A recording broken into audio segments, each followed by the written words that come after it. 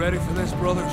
Brink, the highly anticipated shooter by splash damage. They've scrapped the realism and kill-death ratio and swapped it out for a time-splitter style approach and a heavy emphasis on team objective gameplay. Is this a welcome change for the genre, or is it just another Summer's Still Alive conspiracy? The story follows the Ark, a floating city built to be self-efficient. As the polar caps melted and the seas rose, floods of people came to the Ark and it became overpopulated. But now the people of the Ark haven't had new visitors or seen any planes or ships in years. With no communications to the mainland, the poverty levels reaching epidemic levels. So it's up to you to choose a side. Will you fight for order or fight for freedom? So yeah, the story's pretty crap, but hey, it serves a purpose and sells both sides well, with neither side being perceived as good or bad. First looking at Brink, it looks like utter mayhem and it's started to hack computers, blow doors, defend or escort your way to team victory. That seems like it's all going too fast to be organized. But when you start learning that it's not about your kill-death ratio and you settle down into your task at hand, this turns into an extremely fun, polished game in which you choose either security, upholding the law and order, or the rebels who want to free the Ark so the people in the slums can live equally.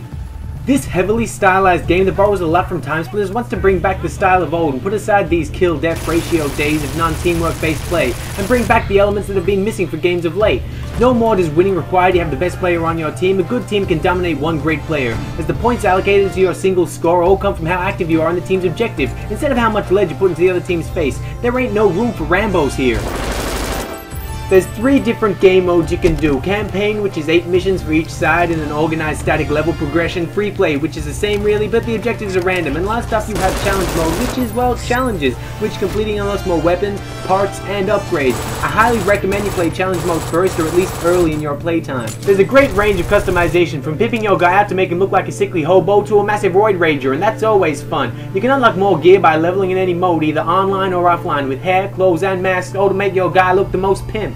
The franticness of this game never appears to let up. Even when it looks like you have complete control of an objective area, the tables can turn in an instant, and each area has so many ways of being attacked you're always on your toes. There's not a minute of this game where you won't be under fire. The issues that have been mentioned in this game by other reviewers I did not or barely encountered, such as erratic AI, smart being buggy, text is not loading correctly, and the AI not completing objectives. Out of these issues, the only one I had problems with was the AI not completing objectives. They sat around, started to hack, then they'd stop and it would reset back to 0. However, playing the game at higher difficulties such as hard solves this issue and makes the AI act more natural and less sporadic. Smart. Of course, I cannot forget smart. This innovative system is great, making you able to jump off walls, leap barricades, climb to leverages, and trip your opponents all at the press of a single button. Smart stands for smooth movement across random terrain, and what does it do?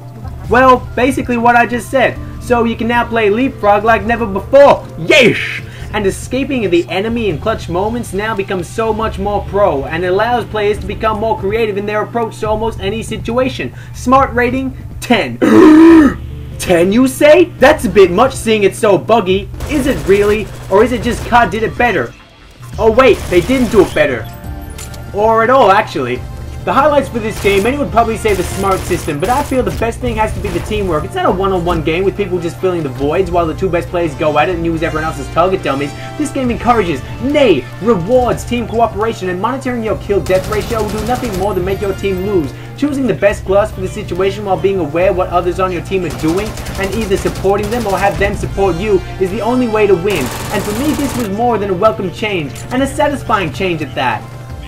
Brink have offered us an overdue change to the first-person multiplayer shooter in bringing us what feels like should have always been here. With its solid gameplay, great mechanics, does this game live up to the hype or to the initial criticism? Well, I say, fuck the critics, me included. Play this game for yourself and make your own damn opinions. If you're stupid enough to judge this game before you play it, that's great for you. But if you got half a brain and sick of all the rages in COD with its shallow gameplay and want something more satisfying, like dominating the other team before they even score their first objective, now that's satisfying. I give you a single clap splash damage. Just remember, this is a dish best served with friends. Oh, what she said, sing me a song about this review right here. And I said, come look at my channel, cause we got some previews in there. In which you replied, okay, that sounds really nice, I might come by that way. And in turn I said, yeah, now have this Gatorade. Everybody likes Gatorade.